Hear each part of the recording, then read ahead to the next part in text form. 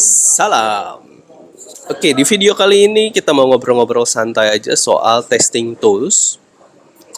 Jadi banyak orang mikirin terlalu mengglorifikasi test automation. Artinya, mana ya? Test automation itu segalanya buat QA engineer. Padahal enggak. Di sini gue jelasin ya. Jadi test automation macam kayak API testing, UI testing, mobile testing, automation maksudnya kayak Appium, Selenium, Cypress, Puppeteer, terus juga Playwright, ada banyak macamnya. Itu sebenarnya memang membantu QA, tapi ya mereka hanya sekedar alat gitu kan. Alat itu ditentukan oleh siapa yang make, man behind the gun.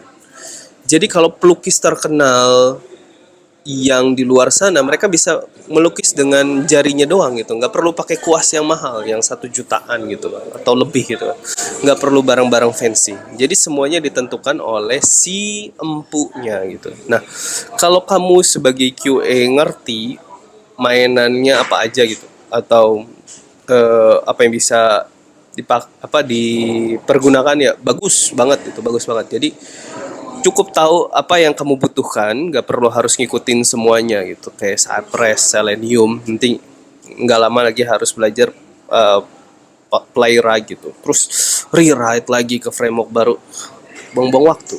Lebih kamu harus tahu juga sebenarnya testing tools itu nggak cuma itu doang yang ngebantu testing tuh, banyak. Bahkan banyak yang remehin skill Excel, Microsoft Excel, spreadsheet gitu. Padahal itu penting banget loh buat bikin tes data atau ngolah-ngolah data di production biar lebih eh, enak. Bisa pakai Excel, bisa, nggak apa-apa dan nggak haram juga gitu kan. Ya banyak hal, termasuk Canva. Jadi ada temen dulu di Gojek yang pakai Canva buat generate, bikin diagram report menarik gitu. Shout out buat tim rilis Gojek yang dulu bikin email, email rilis insight yang bagus pakai Canva, dan itu salah satu testing tool. Ya, beneran, jadi bikin diagram yang tadinya angka-angka berubah jadi kayak graphic card, terus juga kayak kayak lebih user friendly gitu, anak zaman now lah, newsletter yang bagus. Itu juga testing tools meningkatkan value dari seorang QA. Jadi nggak melulu soal automation, testing tools itu bisa automation satu hal, bisa pakainya juga hal lain gitu.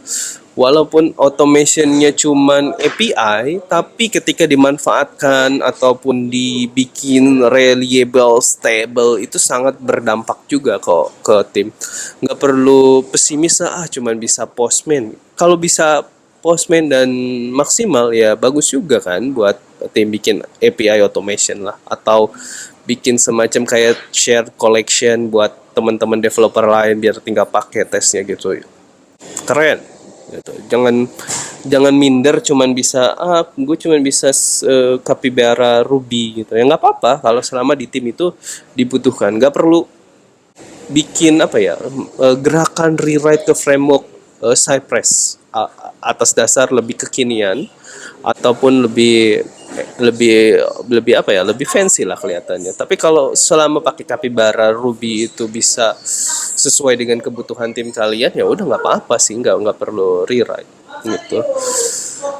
Ya, termasuk dengan Appium juga. Jadi banyak orang yang salah target sih gue bilang. Jadi contohnya bikin test coverage yang 100%, pengennya ngincer test coverage 100% di mobile automationnya, tapi ternyata flaky, nggak reliable, bahkan ada beberapa test suite yang di skip. Buat apa? Bukan nyindir ya. Tapi memang kejadiannya itu, buat apa? Coba dipikirin deh. Udah ada automation, tapi kenapa rilisnya lama terus gitu kan, nggak bisa cepet satset gitu. Automationnya gimana sih perannya? Nah itu kan tergantung orang yang bikin, ya nggak. Lo punya chat yang bagus tapi kalau nggak bisa ngelukis, buat apa gitu kan.